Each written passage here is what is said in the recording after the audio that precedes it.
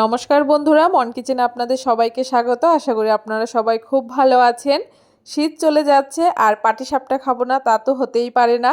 পাটিসাপটাটা কিন্তু আমি শীতের মধ্যেই বানিয়েছিলাম। খুব সহজে কিভাবে এই পাটিসাপটাটা তৈরি করেছি আজকে সেই রেসিপি আপনাদের সাথে শেয়ার করব। পাটিসাপটা তৈরি করার জন্য প্রথমে আমি পাটিসাপটার ভেতরের যে ক্ষীরটা সেই ক্ষীরটাকে তৈরি করে নেব। ক্ষীর তৈরি করার জন্য হাফ লিটার লিকুইড দুধ খুব ভালো করে জাল করে নিয়েছি আর তার মধ্যে আমি 350 গ্রাম মতো খোয়া ক্ষীর খুব ভালো করে গ্রেট করে সেই দুধের মধ্যে দিয়ে দিয়েছি আর তারপরে স্বাদ মতো চিনিও দিয়ে দিয়েছি। এখন অনবরত নেড়ে চেড়ে যেতে হবে। এভাবে কিন্তু এই ক্ষীরটাকে নাড়তে হবে অনবরত, তা না হলে কিন্তু তলায় লেগে যাবে। যতক্ষণ না ক্ষীরটা ঠিক এরকম ঘনত্বের চলে আসছে ততক্ষণ নেড়ে চেড়ে ক্ষীরটাকে রান্না করে নিতে হবে। এর থেকে বেশি ঘন করা যাবে না, কারণ ক্ষীরটা ঠান্ডা হওয়ার পরে কিন্তু ঠিক এই রকম একটুখানি শক্ত হয়ে যাবে। ক্ষীরটা ঠিক এরকম করেই তৈরি করতে হবে, এর থেকে নরম কিংবা শক্ত করলেও হবে না। ক্ষীরটা তো রেডি হয়ে গেছে। এখন পাটিসাপটার রুটি তৈরি করার জন্য আমি এখানে ব্যাটার তৈরি করে নেব। ব্যাটার তৈরি করার জন্য আমি এখানে একটা বাটি মেপে 3 বাটি আতপ চালের গুঁড়ো দিয়ে দিয়েছি আর তার সাথে 1 বাটি ময়দা দিয়ে দিয়েছি। স্বাদ মতো নুন দিয়ে দিয়েছি।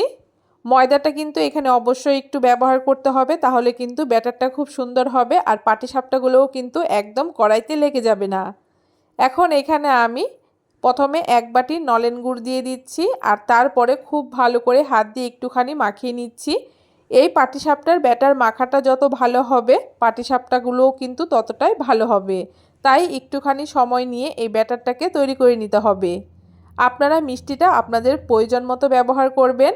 আর পাটিসাপটার এই ব্যাটারটা খুব বেশি মিষ্টি করার প্রয়োজন নেই, যেহেতু ক্ষীরটা মিষ্টি তাই এই ব্যাটারটা হালকা মিষ্টি করলেই হবে। অল্প অল্প জল দিয়ে ব্যাটারটা ঠিক যখন এইরকম থিকনেসের হবে ঠিক তখন ব্যাটারটা কিন্তু একদম রেডি হয়ে যাবে। ব্যাটারটা তৈরি হয়ে যাওয়ার পরে 10 মিনিট মতো ঢাকা দিয়ে রেখে দিতে হবে। আর 10 মিনিট পরে দেখুন পিঠেগুলোকে আমি তৈরি করে নিচ্ছি। তার জন্য প্রথমে ননস্টিকের একটা কড়াই বসিয়ে দিয়ে কড়াইতে খুব ভালো করে একটুখানি সরষের তেল মাখিয়ে নিয়েছি। তারপর এখানে ব্যাটারটাকে দিয়ে একটুখানি গোল মতো করে নিয়েছি। ঢাকা দিয়ে 1 মিনিট মতো রেখে ঢাকা খুলে নিয়ে ক্ষীরটাকে একটুখানি লম্বা মতো শেপ করে দিয়ে দিয়েছি আর তারপরে এরকম করে একটুখানি রোল করে নিলেই কিন্তু আমাদের খুব সুন্দর পাটিসাপটা পিঠা একদম রেডি হয়ে যাবে।